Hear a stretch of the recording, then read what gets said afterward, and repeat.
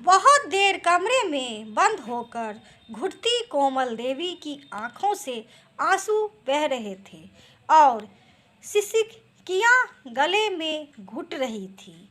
अपने जज्बात वह प्रकट भी नहीं कर पा रही थी और ना ही उनके तीनों बेटे उनकी बातें सुन भी रहे थे। उन्हें पता था कि कोई उन्हें मनाने नहीं आएगा और ना ही उनसे कुछ पूछने। आज उनका यह घर बिक जाएगा और वह फिर से वह दर दर ठोकर खाने को मजबूर हो जाएगी। उनके 3 बेटे, 3 दरवाजे, साल के 12 महीने, 4-4 महीने एक दरवाजे, यही उनकी जिंदगी का आखिरी पड़ाव होगा। उनके पति रमेश कांत जी को गुजरे हुए 2 साल होने जा रहे थे। उनकी कमी तो कोई भी नहीं पूरी कर सकता, लेकिन उनका बनाया हुआ यह छत उनके लिए छत्रछाया की तरह था, जिसके नीचे वे शान से जी रही थी। तीनों की एक जुबान थी। तीनों कोमल जी बहुत देर दरवाजे की तरफ टकटकी लगाकर देखती रही। कोई भी नहीं आया। मायूस होकर बिस्तर पर लेट गई। लेटते ही उनके दिमाग में कई ख्यालात झंझनावत की तरह उधम मचाने लगी। आज सुबह फिर से तीनों बेटों के साथ उनकी बहसबाजी हो गई थी। ही घर बेचना चाहते थे। कोमल देवी का कहना था कि उनके जीते जी इस घर में को वैसे ही छोड़ दे। वैसे भी उनके पिता तीनों के हिस्से तो दे दिए हैं। यह घर उनके लिए एक छत की तरह है। उनके लिए छोड़ दो। लेकिन बेटे थे कि उनकी बात सुनने के लिए तैयार ही नहीं थे। उन तीनों का कहना था कि माँ तीनों बेटों के घर रहे, उनकी जिंदगी आराम से कट जाएगी।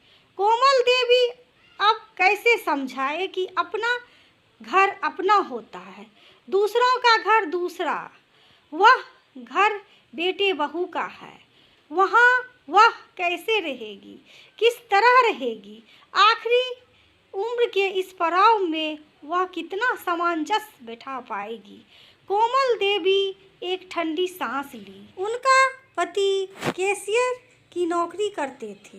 कहने को कैशियर थे, लेकिन उनके पास पैसे का अभाव रहता था। बड़ी मुश्किल से उन्होंने तीनों बेटों को पढ़ाया लिखाया और उसके साथ एक जमीन का छोटा सा प्लॉट खरीद लिया था, जिसकी दीवारें खड़ी करने में कमला देवी ने अपने गले का हार, हाथों के सोने की चूड़ियां सब कुछ गिरवी रख दिया। वह इस घर की सौदाबाजी देख सकती है। बंद आंखों से फिर से उनकी आंखों से आंसू बहने लगे। काफी देर तक विचार मंथन करने के बाद कोमल जी काफी रिलैक्स फील करने लगी। दरवाजे पर दस्तक लगातार होने लगी। माँ दरवाजा खोलिए। कोमल देवी उठकर बाहर आई। क्या हुआ बाबू? माँ आपका साइन चाहिए। बाहर बैंक के कर्मचारी और प्रॉपर्टी डीलर बैठे हुए हैं। आपके साइन के बगैर कोई काम नहीं हो सकता। कोमल देवी बहुत सोच विचार कर लिया था। बाहर बैंक और प्रॉपर्टी डीलर बैठे हुए थे। कोमल देवी ने बड़े अच्छे से कागज पढ़ा। फिर उन्होंने उन लोगों से कहा, सुनो, इस घर में 3 नहीं 4 हिस्से होंगे। जो पैसे मिलेंगे उसे 4 हिस्से होंगे, जिसमें एक मेरा भी होगा। तीनों बेटों को तो सांप सूंघ गया। उन्होंने कहा, माँ आप ऐसी बातें क्यों कर रही हैं?